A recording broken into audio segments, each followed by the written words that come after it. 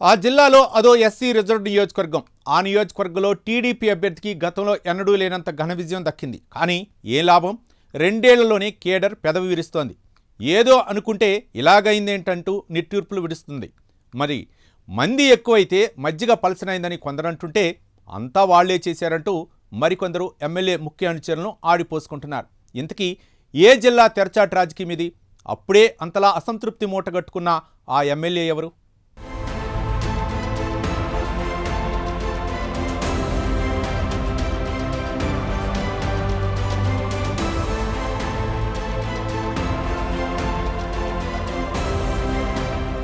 కోరి తెచ్చుకునేవి కొన్నుంటాయి, అనుకోకుండా మరికొన్ని తలకు చుట్టుకుంటూ ఉంటాయి.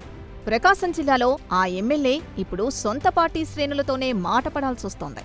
ఎస్సీ రిజర్వ్డ్ సంతనూతలపాడు నియోజకవర్గంలో పార్టీ ఆవిర్భావం నుంచి టీడీపీ ఇప్పటిదాకా 2 సార్లే గెలిచింది. దానికి కారణం నియోజకవర్గంలో టీడీపీ క్యాడర్ బలంగా ఉన్న వర్గపోరు పార్టీకి శాపంగా మారింది. అలాగే సంతనూతలపాడు నియోజకవర్గంలో ఒకసారి గెలుపొందిన వారు మరో పర్యాయం గెలిచిన చరిత్ర లేదు.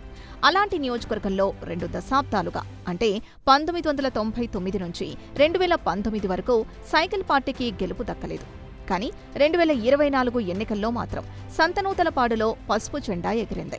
30,000 పైచిలుకు మెజారిటీతో టీడీపీ అభ్యర్థి బిఎన్ విజయ్ కుమార్ విజయం సాధించారు. టీడీపీ గెలుపే ఓ చరిత్ర అయితే విజయ్ కుమార్ విజయం మరో సంచలనం. ఎందుకంటే సంతనూతలపాడు నియోజకవర్గ చరిత్రలో ఓసారి గెలిచిన వారు మళ్లీ ఎమ్మెల్యే అయిన దాఖలాలు లేవు.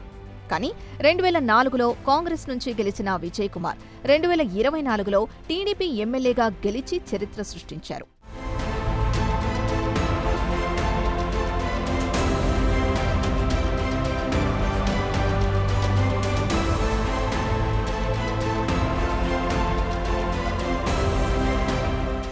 జిల్లాలోనే రెండో అత్యధిక మెజారిటీతో గెలిచిన సంతనూతలపాడు సెంటిమెంట్ ని బ్రేక్ చేసినా ఆ ఆనందం ఎక్కువ రోజులు నిలవలేదు.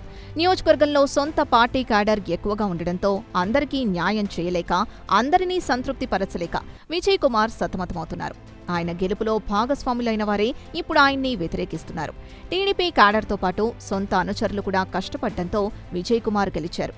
దీంతో అధికారంలోకొస్తే న్యాయం జరుగుతుందని చాలా మంది నమ్మకం పెట్టుకున్నారు.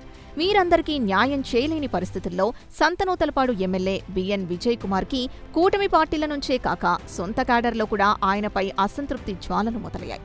అలాగే వివాదాలకు కేరాఫ్గా ఉన్న మద్దిపాడు మండల నాయకుడు పోతినేని శ్రీనివాస్ ఎన్నికల ముందు టీడీపీలో చేరారు. నియోజకవర్గ టీడీపీ శ్రేణుల్లో తీవ్ర వ్యతిరేకత ఉన్న పోతినేని ఇప్పుడు ఎమ్మెల్యే విజయ్ కుమార్కి ముఖ్య అనుచరుడుగా చలామణి కావడాన్ని కూడా తమ్ముళ్లు జీర్ణించుకోలేకపోతున్నారు.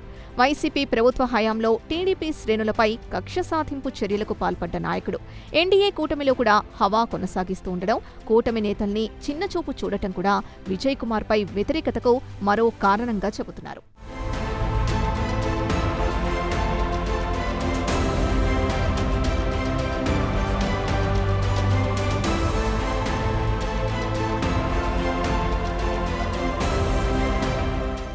సంతనూతలపాడులో రెండోసారి గెలిచిన ఎమ్మెల్యేగా దక్కిన ప్రత్యేకతను విజయ్ కుమార్ ఆస్వాదించలేకపోతున్నారు.